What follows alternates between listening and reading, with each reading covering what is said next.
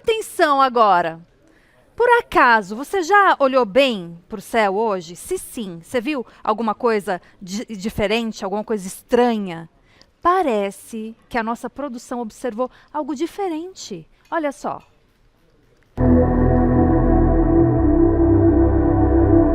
Olha ali no céu.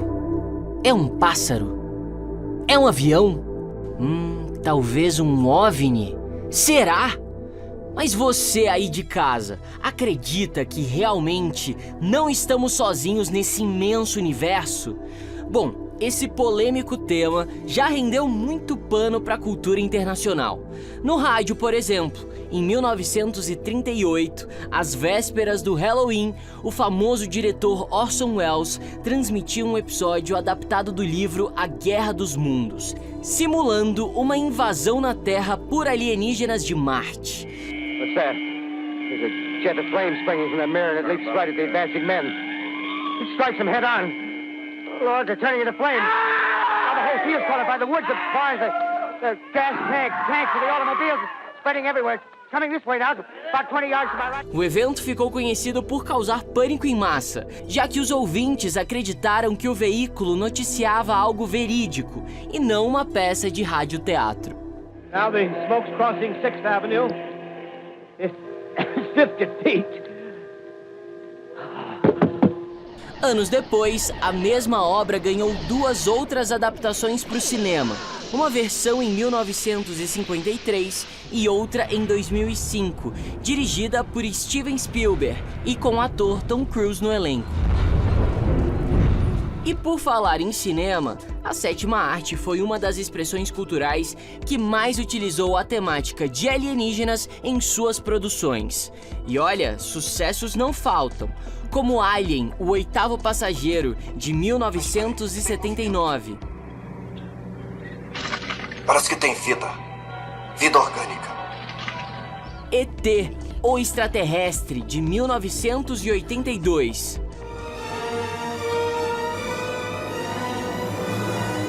Contatos Imediatos do Terceiro Grau, de 1977.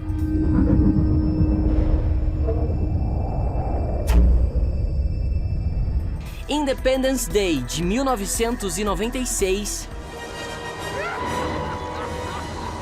Vai, pessoal! Eu voltei!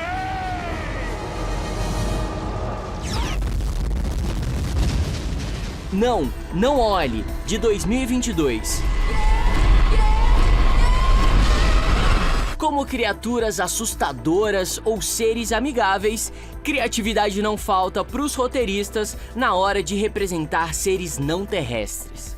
E para falar a verdade, todo mundo tem curiosidade de enfim descobrir sobre a existência ou não de outras civilizações inteligentes fora daqui.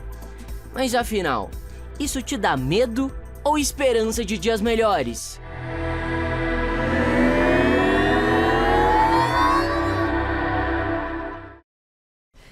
E é um assunto que a gente pode atualizar, se você acredita ou não, você pode colocar aqui nas nossas redes sociais, na @Gazeta Mulheres. Mas o fato é que eles estão aqui para esclarecer muitas coisas, para falar sobre os últimos acontecimentos sobre esse assunto também. Então a gente recebe o ufólogo Edson Boaventura e o Luciano Nassim também, que é o nosso cantor, nosso amigo, mentor holístico, que a gente adora. Bem-vindo, bom ver vocês. Eu que agradeço. Para falar desse assunto tão interessante, né, Edson? Exatamente, e é um tema bem atual, né? O pessoal tem falado bastante, né? Tá tendo algumas audiências no Congresso norte-americano com denúncias, né, de que o governo está escondendo o fenômeno e a qualquer momento vai ter um boom onde acontecerá a revelação final, ou seja, que vida extraterrestre existe de alguma forma. Lembrando que o Edson, gente, só para vocês terem uma noção, desde 1981 ele estuda esse fenômeno. Então, assim, é uma vida praticamente voltada a esse estudo, a essa pesquisa. E o Nassim, inclusive daqui a pouquinho, você vai contar uma história verídica que aconteceu na sua vida, você vai compartilhar aqui com a gente hoje, não é, Nassim? Vou compartilhar depois de muitos anos, porque quando aconteceu, na época, eu fiquei com receio. Você nunca contou essa história? Contei no meu livro em 2018. Foi a primeira vez que eu falei abertamente, foi no livro. No que livro. eu lancei, o Portal Multidimensional, e eu conto na íntegra exatamente como foi a minha estadia na nave do Comando Ashtar. E esse é um assunto que ele deixou de ser uma teoria da conspiração, ele já é tratado como um assunto sério, porque você vê, por exemplo, militares, tanto de outros países, Estados Unidos, os militares dos Estados Unidos, e aqui do Brasil também já tratando seriamente esse assunto. Exatamente. O Brasil, ele segue um acordo que ele tem com os Estados Unidos desde 1942. Então, tudo que acontece aqui em termos de OVNIs, quedas de naves ou abates de naves e coleta desses materiais que eles chamam de metamateriais ou ultramateriais e também seres biológicos não humanos, eles são encaminhados para os Estados Unidos porque o Brasil entende que a expertise na análise desses materiais, na engenharia reversa, está lá nos Estados Unidos. E para você, Nassim, como é que é? Você estuda sobre isso? Você pesquisa? Eu me considero um estudioso da ufologia tradicional e sou metafísico, né? Eu lido com metafísica quântica. E desde os 12 anos de idade que eu tenho esse contato com esse povo e depois de um bom tempo é que eu entendi as raças, né? A gente vai entendendo quais são as raças, quem é mais legalzinho, quem não é tão legal. Teria lado né? bom e lado ruim? Então? Claro, É. não tenha dúvida. E assim, claro, tem uma coisa, inclusive, eu até vou deixar o Edson falar, Tá. porque assim, desde Roswell, em 1947, que caiu a nave lá em Roswell, se você pegar o que evoluiu de tecnologia, principalmente para os Estados Unidos da América, é incrível. Então, daquele momento em que aquela nave cai, em que ela vai para uma área e é criada uma área, que é a Área 51, né? Bob Lazar já falava do S4, ele Tá. denunciou em 1980 o S4. Desde aquele momento até hoje, a tecnologia fez assim, ó, Avançou muito rápido. então, não tem dúvida, eu não tenho dúvida nenhuma que há engenharia reversa nisso aí, não é? Sim, e hoje não tem só a área 51, tem a área 52 e a 53 interligadas por baixo, né? No São deserto subterrâneas, de né? Nevada, né? Como é que é esse E- nome que você falou? Desculpa, engenharia reversa? Engenharia Engenharia reversa. O que é isso? Eles pegam o disco voador, né, de alguma origem não humana e transformam aquela tecnologia em tecnologia terrestre. Ah, Que pode ser, por exemplo, se a gente pegar hoje os drones que são usados no meio militar, eles são uma espécie de sonda ufológica, aqueles objetos pequenos que já apareciam ao longo da história, né, da ufologia.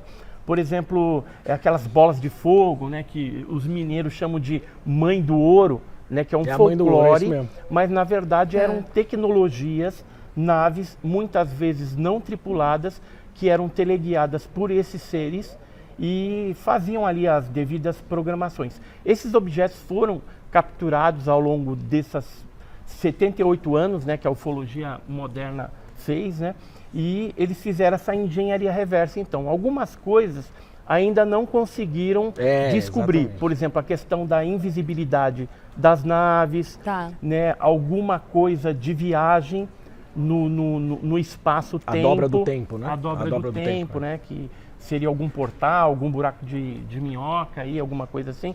Isso ainda não conseguiram descobrir. Pelo menos a gente não tem assim, informação vazada a respeito disso. Eu queria só colocar um ponto. Sim. Ele disse que ele teve contato, né, a partir dos 12 anos de idade e que foi no litoral. A gente estava conversando Não, nos foi no Bom bastidores. Retiro. Foi no Bom Retiro. O meu foi. No o Bom segundo Retiro? foi Que ele no vai litoral. contar, ele vai o contar essa segundo história. foi no litoral. Tive vários. E eu também, quando tinha 14 anos de idade, na cidade do Guarujá, tive uma observação de uma nave gigantesca, que a gente chama de nave-mãe, que ela expelia por baixo dela 16 objetos menores, que eram esferas vermelhas, pulsantes, que a cada duas ia para uma determinada região do céu. Isso foi em 1981. Eu estava com a minha mãe, com meu irmão, e os vizinhos também viram aquele fenômeno, foi registrado nos jornais da época. Então foi a partir dali que eu me lancei para estudar ufologia, usando uma metodologia aí científica para poder entender melhor esse fenômeno. Embora a gente mantenha a mente aberta, né? Claro.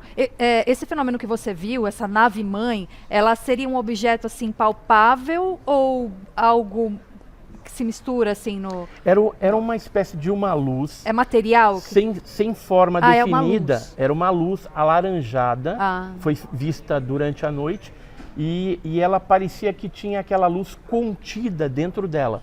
E pela parte inferior ela expelia essas esferas redondas vermelhas que eram pulsantes. O objeto maior não pulsava. Você via que tinha uma luz, parecendo uma fumaça luminosa dentro dele, ficava contido. Apesar que num determinado momento, quando aquele objeto seguiu do Guarujá, no litoral de São Paulo, para Santos, ele aumentou ou o tamanho ou a intensidade do brilho para 3 vezes mais. Nossa!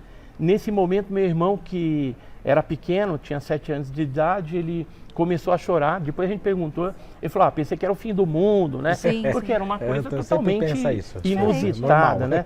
E a partir daí, então, aquilo eu não consegui classificar como sendo um cometa, um objeto voador convencional, um balão, um avião, um helicóptero, nada disso. Não tinha nem drone naquela época.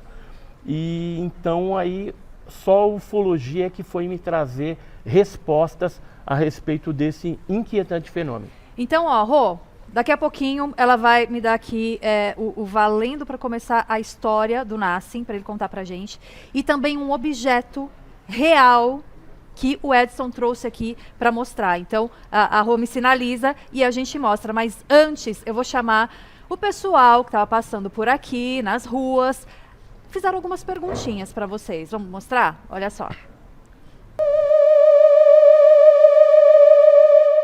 Será que existe algum tipo de vida lá no alto? Será que somos só nós, aqui, humanos, na Terra? Não sei. É por isso que hoje a gente vai perguntar na Paulista se existem ou não alienígenas.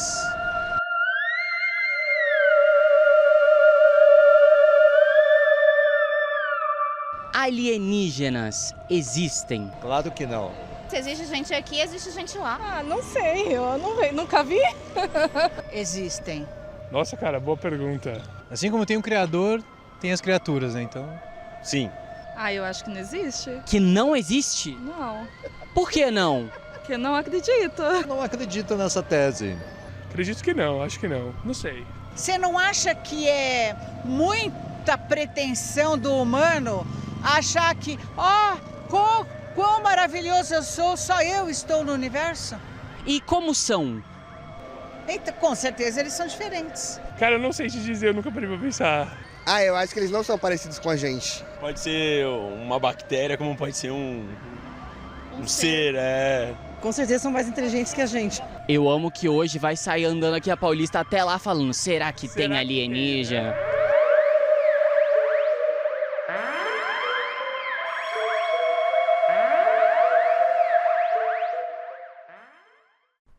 Interessante, né? Eu até achei que eles iam perguntar, mas na verdade nós perguntamos para eles, mas eu tenho mais perguntas aqui, porque eu até vi recentemente que 2 oficiais, né? Eu acredito que são militares dos Estados Unidos, meio que se rebelaram, vamos dizer assim, né? Porque eles trabalhavam ali num departamento secreto sobre esse assunto e eles saíram e começaram a falar algumas coisas, acredito que não tudo, mas o que eles falaram e quem são essas pessoas?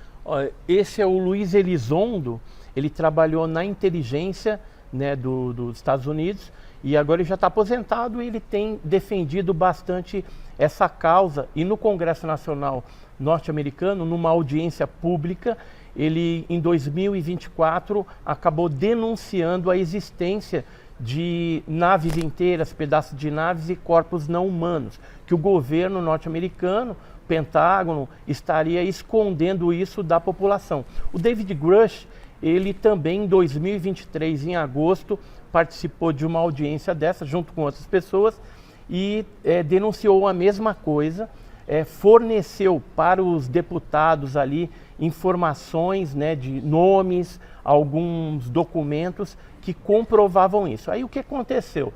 A deputada Ana Paulina Luna, né, que está capitaneando tudo isso agora na atualidade, a pedido do presidente Donald Trump, né, ela está tendo reuniões com alguns órgãos. Teve reunião agora em maio de 2025 com o FBI, e o FBI já liberou algumas coisas, imagens inclusive novas de objetos filmados aí não identificados, e isso está sendo preparado para ver como que vai ser divulgado para o público. Eu acredito que vai haver uma abertura parcial do governo norte-americano.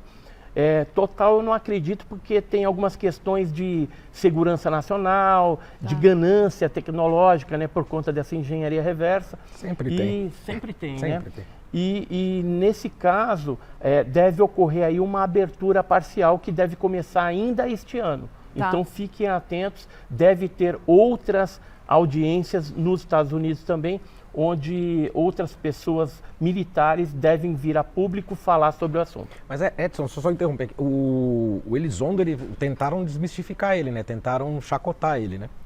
Porque ele entrou num documentário feito pelo vocalista do Blink-182. Porque o vocalista do Blink-182, acho que é Tony alguma coisa, esqueci. Tony DeLonge. Ele se apaixonou por ufologia e começou a colocar pessoas para montar uma equipe para fazer um documentário meio alienígenas do passado, essa parada. E ele entrou. E aí depois que ele apareceu muito na TV, que começou a dar aquele boom e mostra aquelas cenas do Pentágono, das naves, né? O pessoal começou a meio que rechaçar ele.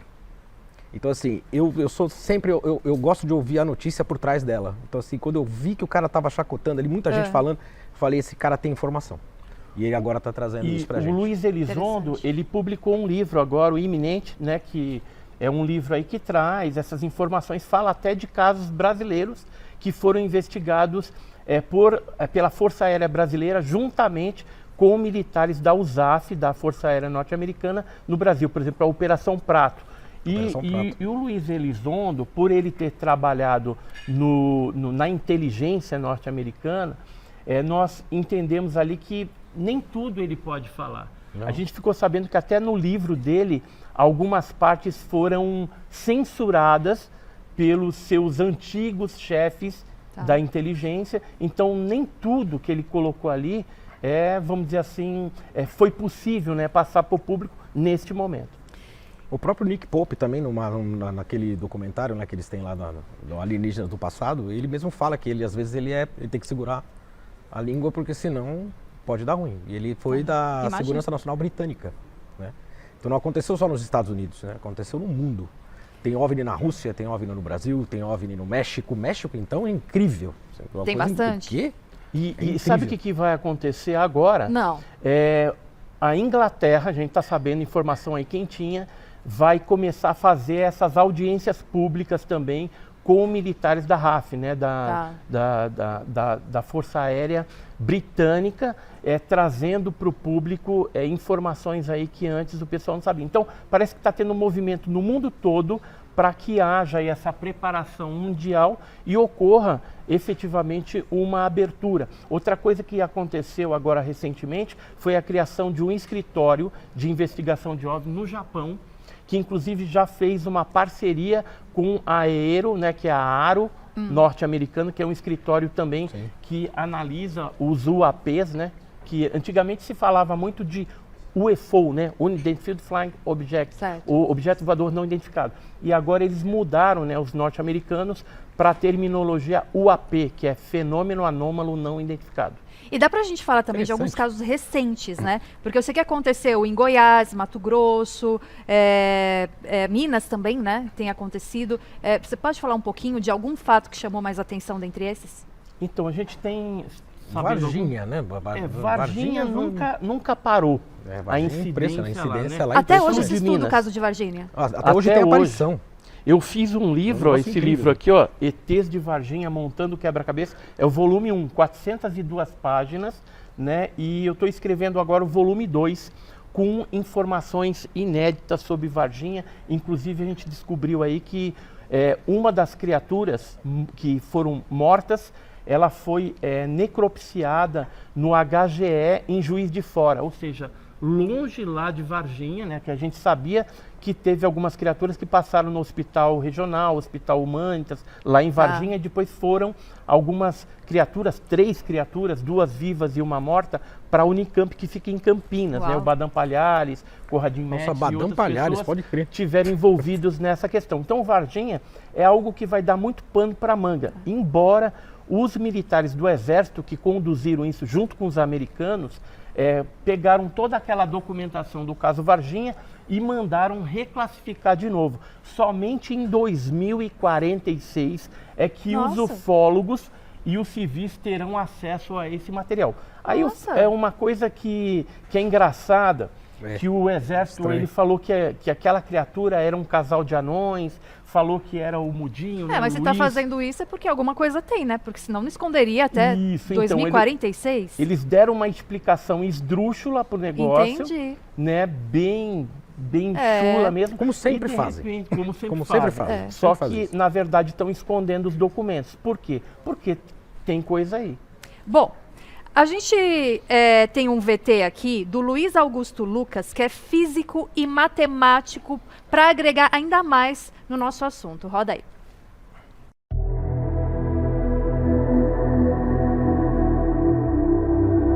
Vida fora do planeta Terra. O que a ciência fala disso? Então, do ponto de vista probabilístico primeiro, tá? Nós, quando observamos o universo com os nossos telescópios, só do que nós conseguimos observar, tá? Nós enxergamos 2 trilhões de galáxias, cada uma com 200 bilhões de estrelas mais ou menos.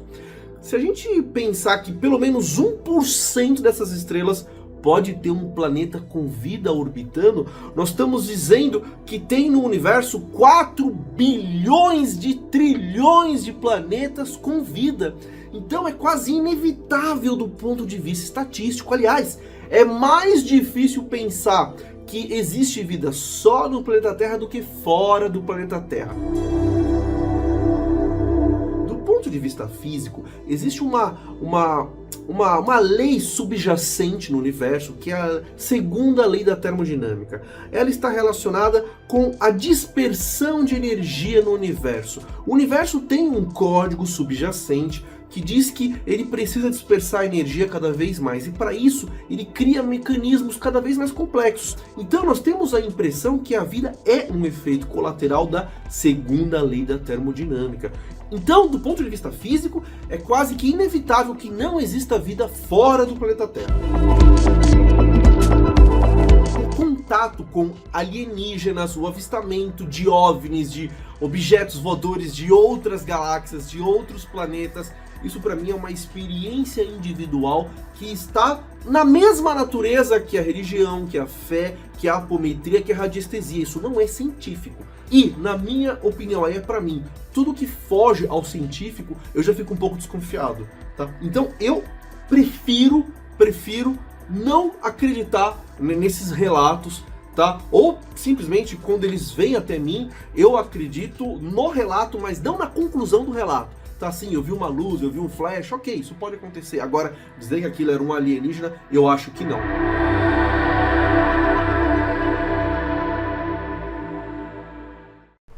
É um ponto de vista. É um ponto de vista um pouco equivocado, eu vejo, porque, por exemplo, ele foi meio contraditório, falou que há possibilidade de vida, e aí a gente tem que pensar o seguinte: por que a NASA e esses órgãos espaciais gastariam milhões de dólares buscando vida, os astrofísicos e tudo mais, se não tivesse a possibilidade de existir essas vidas? Eu acho que ele usou uma frase ali que definiu perfeitamente, uma palavra, na verdade, que definiu perfeitamente. Ele prefere não acreditar. Ele prefere, né? Então é uma opção de vida. Agora, quando ele fala que não tem coisas científicas, na verdade existe sim. Por exemplo, a gente tem laudos aqui de um material que não é terrestre, a gente vai mostrar daqui a pouco, que é o caso de Ubatuba. Que você trouxe aqui pra gente, calma, segura aí. Tem os laudos também. Então segura que a gente vai mostrar. Já foi analisado na NASA, na Caltech, na Universidade de Stanford, no Brasil, em universidades francesas. Então é um negócio que não é da Terra. Eu quero agradecer ao Luiz Augusto Lucas, que é físico e matemático, @econofísico, @econofísico, que trouxe a sua opinião, que trouxe um outro olhar aí para a nossa matéria. Mas agora, eu acho que está todo mundo esperando, porque o Nassim, ele vai contar a história. Uma experiência que ele viveu e que ele só contou uma vez no seu livro e não contou em nenhuma outra emissora de TV, né, Nassim? Contei em outros lugares e depois de muito tempo. Demorei 20 anos para falar sobre isso. O que aconteceu? Em 98, né, eu já vinha tido contatos com naves, vendo naves, mas eu nunca tinha visto um ser extraterrestre como eu gostaria de ter visto. Tá. Até então nem estava muito preocupado com isso, porque o dia que aconteceu isso, eu estava triste, eu estava meio esquisito, meio cabisbaixo. Eu saí na minha varanda, era uma varanda grande, eu morava na Zona Norte, um lugar alto. Certo. E ali eu estava com meu cachorro, botei uma cadeira, olhei para o céu e o céu estava nublado, porém tinha uma bola assim aberta, o céu tinha uma bolinha aberta assim, tinha umas estrelas, eu fiquei olhando. E uma amiga minha que era sensitiva, ela sempre falava assim, o dia que você vê os caras novamente, fala com eles. Eu falei, tá, falarei. Porque até então eu estava num outro tipo de espiritualidade, eu era bruxo, eu era Wicca, eu participei da Umbanda, eu não tinha essa pegada ufológica. Eu peguei, olhei pro céu e a estrelinha fez assim, flup. E eu, olha lá. Eu olhei pro meu cachorro e falei assim, olha lá, olha os caras aí. Ah, você já identificou? Não, eu tirei uma onda, mesmo assim. Fiz assim, ei galera, beleza? Aquilo começou a aumentar. A hora que ele começou a aumentar, eu saí correndo. Eu larguei o cachorro, larguei a cadeira, eu saí correndo e fiquei lá dentro de casa esperando. Não ouvi nada, fui pra cozinha, escutei um barulhão, a hora que eu olho na janela, tava a luz em cima da casa, era uma sonda. Hoje eu sei que é uma sonda. Uma sombra? Uma sonda. Uma sonda. É uma sonda. Tá. Só que a sonda era do tamanho da casa. Amarela, laranjada, como ele fala, vibrando, e ela fazia um... E a luz entrando pela sala, assim, eu peguei, cheguei na grade, assim, botei a cara na grade, olhei pra cima e aí eu comecei a falar um monte de coisa. Falei, ó, não me leva, não faz nada comigo, não me mata, sei lá. Não... Na hora me deu um desespero, né? Aí aquilo fez assim, sumiu e eu fiquei lá, olhando. Algo assim? Nesse nível. É isso aí. Algo assim que você encontrou? Em cima da minha casa. Em cima da sua casa. E ela vibrava. E ela, quando eu pedi pra não fazer nada comigo, ela sumiu. E eu fiquei olhando para aquilo, assim, eu fiquei acho que uma meia hora olhando pro nada, pensando, falei, eu tô ficando louco, não é possível, eu devo ter usado muita droga, sei lá.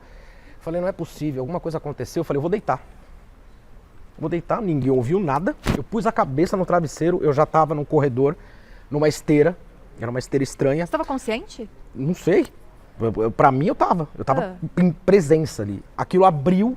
E eu entrei na nave. A hora que eu entro na nave, eu olho pro lado esquerdo, eu vejo um painel de controle imenso, assim, com 2 Greys. O que é isso? Os cinzas. Cabeçudinho de olho. Você tem aí pra mostrar os Greys? Mostra os Greys pra ela. E aí eles estavam num painel de controle que hoje a gente sabe o que é. Ah, é um tipo de... É um tipo de extraterrestre. E eu já tinha informações sobre esses caras. Aqui, ó, na mão dele tem a imagem, ó. E tem a imagem aqui, ó. Põe na tela. Olha. E aí o que aconteceu? Aquilo começou, eu vi que eu estava dentro de um lugar que, falei, lascou. E eles tinham um painel de controle muito diferente, assim, uma coisa que hoje a gente vê que é touch, é uma coisa touch, não tinha isso na época. Aí um deles virou para trás e me olhou, a hora que ele me olhou, eu saí correndo. Eu peguei e virei, falei, vou voltar de onde eu vim. A hora que eu virei, eu dei de cara com quem hoje é o meu mentor, querido, Carran, que foi o cara que me trouxe as mesas radiônicas, que é esse cara que tá na tela aí. Esse aqui? Oxi. Ele tem foto de tudo. Ele tem foto em todo mundo aqui, tá, gente? Aqui, ó. Atenção, presta atenção, ele tem foto de todo mundo. Eu fiz um desenho na IA de como eu o vi. Inclusive, ele aparece na sala da minha casa diretamente. Quando ele quer, ele aparece, ele holografa, beleza. E aí ele, imenso, 3 metros de altura e tal, ele falou, calma, tá tudo bem, nós somos amigos. E eu comecei a passar mal, porque eu falei, o que aconteceu? Eu falei, eu tô numa nave. Eu olhava pra fora, porque tinha uns vidros assim, eu já não entendia nada o que era aquilo. Porque aquilo não era daqui, era uma nebulosa, sei lá onde eu tava. Ele falou, muita calma, ele começou a me explicar tudo. Tudo que ele me explicou naquele momento, e eu via os fractais, eu via várias etnias de extraterrestres. Aí foi quando eu conheci o comandante Ashta Sheran. E ele falou, vou mostrar pra você uma coisa. Aí ele pegou, abriu uma tela no ar assim, touch no ar assim, ele abriu uma tela no ar assim, eu me vi, e eu tinha parado de cantar nessa época. Eu me vi com os braços pra cima, assim, cantando com a multidão. Eu falei, ué, vou voltar a cantar mesmo assim? Ele falou, não só isso. A hora que ele abriu uma outra tela, eu estava com as mãos postas assim, ajudando pessoas. E hoje eu sou reikiano. Olha só. E eu fiz assim, arrepia, acho que a maior experiência que eu já tive na minha vida. É maravilhoso. Eu já fui para outros lugares, já fui para Arqueia, em Arcturus, ele já me mostrou várias coisas, mas essa foi muito marcante, porque eu fiquei muito mal ali dentro e depois eu fiquei muito bem. E aí ele começou a me mostrar várias coisas. Pessoas dormindo em macas. Eu falei, quem são essas pessoas? Ele falou, são vocês. São os guerreiros da luz. São corpos desdobrados. Eu fiquei 4 dias naquela nave. Aqui passaram-se 5 horas. Porque o tempo é diferente. Mas você criou laços com Sim. esses seres, então? Sim, a mesa que eu desenvolvi, a mesa TKR Quântica Estelar, é em homenagem ao Kaharan. Que é Tesserato de Kaharan. Ele me mostrou o Tesserato pela primeira vez. E por que foi você lá acha que eu vi. que eles te escolheram? Pela mediunidade, pode ser, né? Porque eu sempre tive isso, minha mãe sempre teve. E não sei também. Não sabe. Olha, tem alguns casos de abdução em que o abduzido, a pessoa que foi levada dentro da nave, ela pergunta, por que eu? Né? No caso, por exemplo, do Antônio Nelson Tasca, que aconteceu em Chapecó, Santa Catarina, em 1983, ele perguntou para Kabbalah, que era essa ser, né, que ele estava tendo a interação dentro da nave, e ela falou para ele porque ele tinha a mente cósmica. Né? Outras pessoas também já falaram disso, de ter alguma ligação mental com esses seres. Eu acho que é isso. Tanto pode é ser, que, realmente. por exemplo, tem algumas pessoas que vão fazer vigília ou vão em locais onde aparece bastante o fenômeno, e quando o objeto se apresenta no céu, se você, por exemplo, mentalmente falar assim, ó, vai para a direita, o objeto às vezes vai para a direita, vai para a esquerda, né, faz um círculo. Isso já aconteceu em algumas vigílias que eu participei, né, onde a gente foi em locais de incidência, de grande incidência ufológica, e para tentar filmar e fotografar esses fenômenos, e obtivemos algum sucesso. Agora, o caso do Nassim é um dentro de milhares. Não, tem milhares de casos pessoas parecidos. Que dizem, né, ter vivido isso. Então, milhares e as de pessoas casos contam parecidos. com muitos detalhes. E a enfim, parte engraçada precisa dessa estudar história mais sobre toda, isso, né? Eu acho que é muito fácil a gente falar, eu não acredito simplesmente e largar a mão. A parte mais engraçada vai lá, dessa coisa, pesquisa, Camila, né? a parte mais Pra engraçada você dessa decidir. coisa é o seguinte, é que aconteceu, aí eu não sabia o que fazer. Eu tinha alguns amigos próximos, eu comentei. Só que eu não sabia quem era Ashtar. Eu não sabia o que era a nomenclatura Ashtar. Eles te explicaram? Sim, Ashtar é mentor, é professor, mestre. Então, Shehan é o nome dele, Kaharan é o nome do outro. Então, eles não se apresentaram como Ashtar, ele só falou, meu nome é Ashtar Shehan. Então, Shehan é o nome. Sim. E eu fui pesquisar. Quando eu fui pesquisar, eu caí de costa.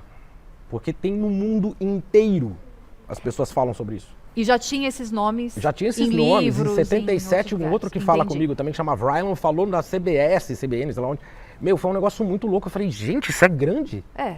Falei, o que é isso É que tá acontecendo? impressionante. E eu fiquei receoso. O que eu fiz? Eu queria passar isso pra frente, eu acabei escrevendo um livro. Só que contando uma historinha. Tá. Eu não escrevi um livro contando a minha história. Eu escrevi a história com personagens. E aí, antigamente, tinha aquele disquete flop, lembra do flop? Lembro, Que você punha assim? 1, 3, 4, sei lá como é que é o nome. Bom, resumo da ópera, aquele disquete sumiu. Olha só. Ele evaporou, ele sumiu. E eu tinha uma perdeu todo pilha o de disquete, material. sumiu. Bom, passaram-se 20 anos. Quando eu decidi escrever o meu livro, Kaharan apareceu e falou, você vai fazer 2 coisas. Uma, você vai desenvolver a sua mesa.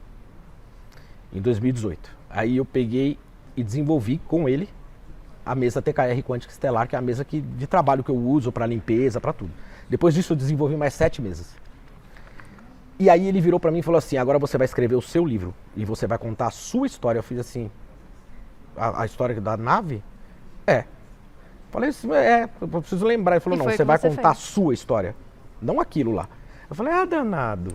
Não com personagens, mas vocês que sumiram com o meu disquete. A história real, né? A história real. Então no livro eu conto a história na íntegra, todo passo a passo, assim. Bom, como prometido, o Edson, ele trouxe então um objeto. Eu queria que você mostrasse o objeto e da onde ele é, da onde surgiu. Me conta um pouquinho sobre ele, Edson. Sobre a história, né? Sobre a história. Então, isso aqui e o que é, né? É um dos poucos fragmentos de um objeto que explodiu em Ubatuba em 57. Dá licença. E tem aqui também, depois se você quiser pegar os 4, né? Porque são 4 fragmentos que nós recebemos de um filho de um militar do Exército Brasileiro.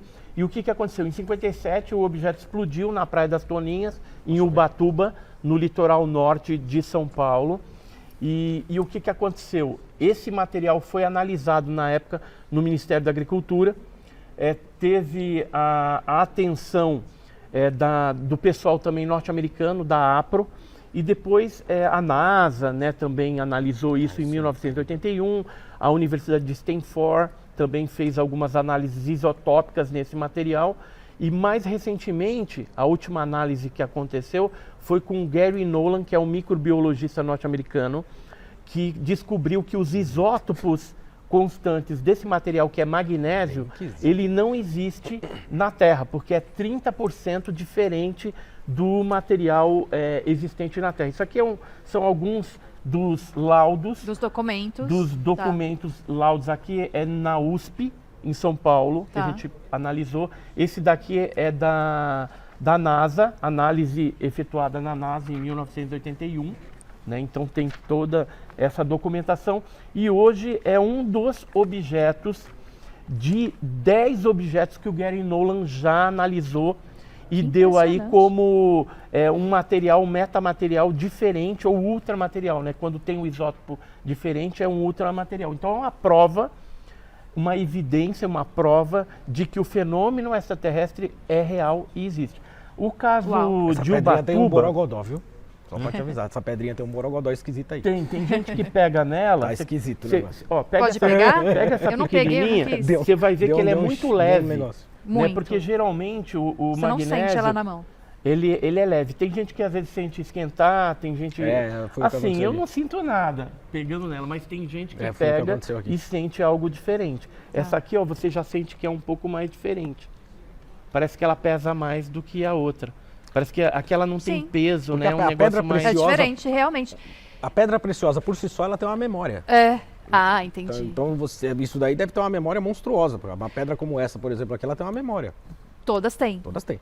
Só pra gente fechar, inclusive a gente tá com um tempo mais curto, eu queria pedir pra você ser bem objetivo, pra gente só entender o que é que você trouxe aqui, esse material. No passado da humanidade, esses seres e essas naves nos visitaram.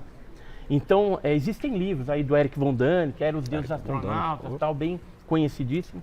Mas no mundo inteiro existem cavernas, pinturas em cavernas, petroglifos, esculturas de civilizações antigas que mostram como que era a fisionomia desses seres. Né? Posso pegar? Pode pegar. Isso aí é uma escultura de um dogu, que é japonês, e que mostra esse ser com olho assim grande, né?